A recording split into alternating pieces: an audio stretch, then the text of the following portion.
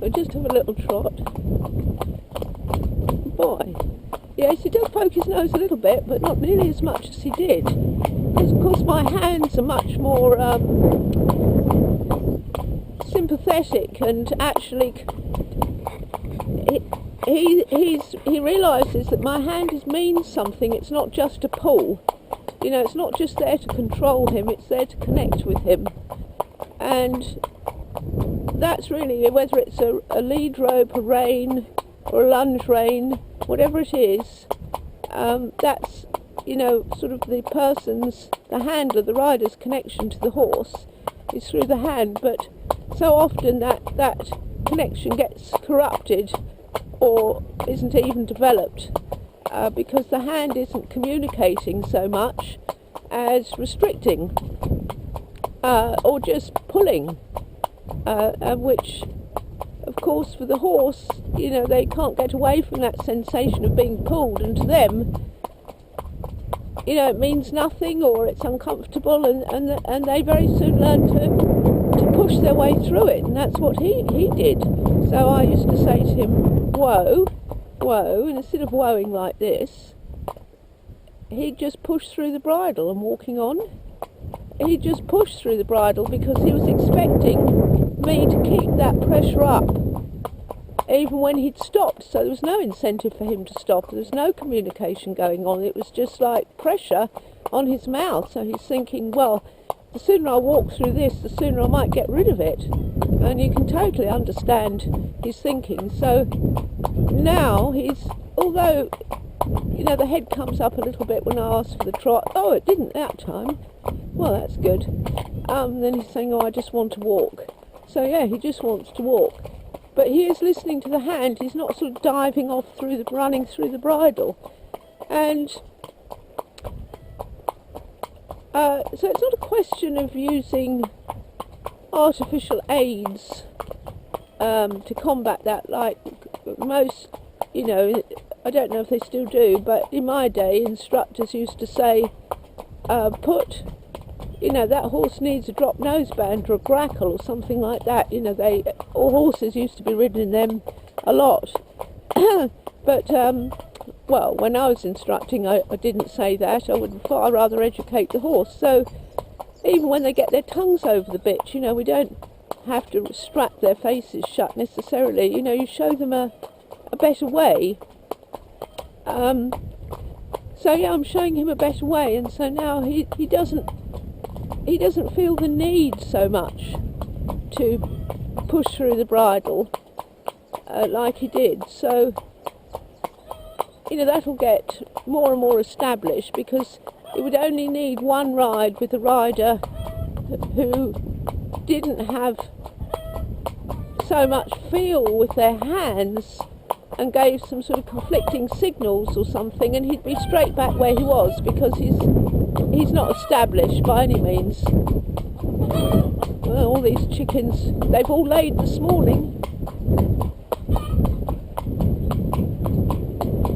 So yes, the communication through the reins needs to be really consistent for weeks, months and years, and then the horse can totally trust the rider's hand. I mean, if the horse doesn't trust the rider's hand, oh good boys, stretching, if the horse doesn't trust the rider's hands, he doesn't trust the rider.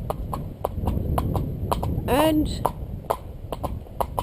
that's a shame. You know, you can do all these things, you can force them into doing things, but if the horse really isn't receiving that connection and communication through the hand, in relation to his mouth and the bit, then he's not going to feel that he can trust you. He's just waiting for you to ask for more contact, or what they call go into a contact. Does he go into a contact? No, he doesn't. He doesn't go into a contact. So why don't I make him go into a contact? Because he's not ready. He's not ready to be made to go into a contact, and he's had a rider that's just really pulled on his mouth, so he doesn't, you know, he's frightened of his mouth. And to ask him to go into a contact before I've built up that connection with him, communication through the reins, is just going to make him totally worried, anxious and confused, and that's what happens. So, I don't, he goes into contact himself at times, especially when he lowers the head, and that's what I'm going for. I'm going for that lowering of the head, because then he starts to really use himself and his body, and then, the contact becomes automatic. I don't even have to ask for it, it's there. So that's what I do. So I don't ask for an outline and all this sort of thing, because he'll give me the outline. He sometimes does for the odd step anyway, but he'll give me the outline when he knows how to balance underneath me, when he trusts my hand, when he understands the communication, when he better connects with me through the reins. The outline will be there. It's there for every horse, really. So when it's kind of forced and pushed and coerced or mechanised, it's like a false outline. It's not a true outline, and every horse has an outline. Whether, I don't quite know. I think people want this, the head to be down and in, but it's a false outline, because they're already in an outline. It just depends on their level of education what their outline looks like. And his outline is, when his head's not up in the air, is a really good outline. He needs to go long and low, and then as his balance improves and we can get a little bit more technical with him, and the trust has been built up, we can ask for a slightly more educated outline, slightly more working within a frame. And in working within a frame, one produces a horse that's on the bit in the true sense of the word. So I don't want him to be on the bit, I just want him to be less frightened of his mouth, and at any time that his head shows the slightest tendency to go down, I instantly follow through with my hand, and of course my leg is on all the time, which is another form of communication. And that's another thing. He wasn't used to the rider riding with the leg, and to him the leg meant go faster. The hand meant kind of stop, but he didn't stop. And the leg meant go faster, and the stick meant, well, I'm going to be whipped. So that was the extent of his education, bless him. But it's all changing now, and I have to say, he's lapping it up. He's lapping it up. So I hope you've enjoyed. I was just having a dropping.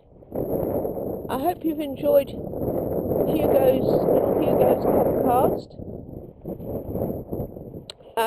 I will be doing one on Dexter next, and then one on Mozart.